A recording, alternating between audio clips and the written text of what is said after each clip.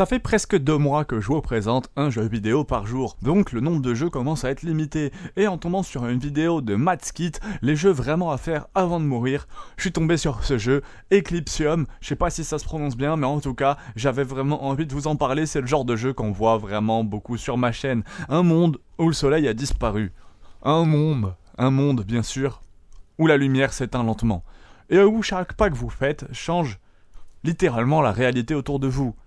Pas de cartes, pas d'armes, pas vraiment d'ennemis non plus, juste vous et quelque chose qui bat au loin, un cœur gigantesque. Bienvenue dans Eclipsium, un jeu d'horreur indépendant sorti en 2025 qui pourrait être un des jeux les plus étranges de ces dernières années. Et vous connaissez mon amour pour les jeux chelous. On a vu Fear and Hunger 2, Felvidek, donc très content de vous présenter ça. La question est simple, est-ce que c'est un chef-d'œuvre d'horreur cosmique ou un délire artistique incompréhensible? À l'origine du jeu, Eclipsium est développé par le petit studio Housefire Games, et publié justement par Critical Reflex. Dès le départ, les développeurs annoncent la couleur, ça sera pas un jeu d'horreur classique. Pas de jumpscare facile, pas de monstres qui vous poursuivent toutes les 2 minutes. Le but, c'est plutôt de créer une expérience étrange, dérangeante, presque hypnotique, un peu comme si Silent Hill 2 rencontrait Journey. Si vous ne connaissez pas Journey, le test est dispo sur ma chaîne, c'est un des jeux préférés d'Oussama Ammar. C'est un rêve très bizarre. Le principe du jeu dans Eclipsium, vous incarnez un personnage dans un monde où le soleil a disparu et où la planète semble se dévorer elle-même.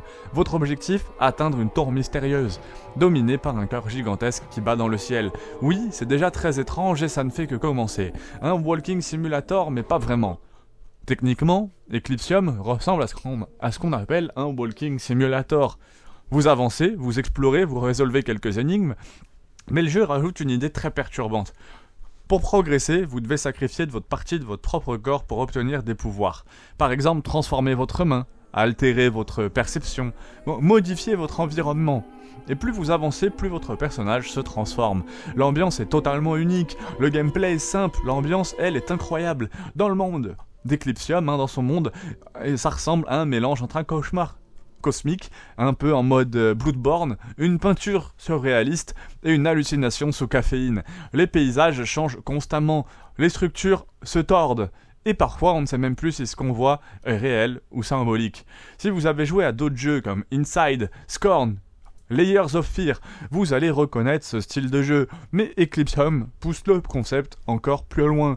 Ici, l'horreur n'est pas dans ce que vous voyez, elle est dans les idées du jeu lui-même. C'est un jeu court, mais très marquant. Une partie complète dure seulement 3 à 4 heures, donc oui, c'est très court. Mais honnêtement, ce genre de jeu fonctionne mieux comme une expérience intense et concentrée. C'est un peu comme un film d'horreur un peu expérimental. Il y a quelques défauts, bien sûr. Vous savez que je vous parle toujours des défauts des jeux dans la plupart de mes tests. Parce que oui, il n'est pas parfait. Gameplay très limité. Si vous recherchez des combats, de l'action ou du challenge, vous allez être très déçu. Ensuite, l'histoire est extrêmement abstraite. Le jeu explique très peu de choses. Beaucoup de joueurs vont finir leur partie en se disant « qu'est-ce que je viens de vivre ?» Mais c'est justement cette force, parce que justement c'est un mystère qui rend le jeu fascinant.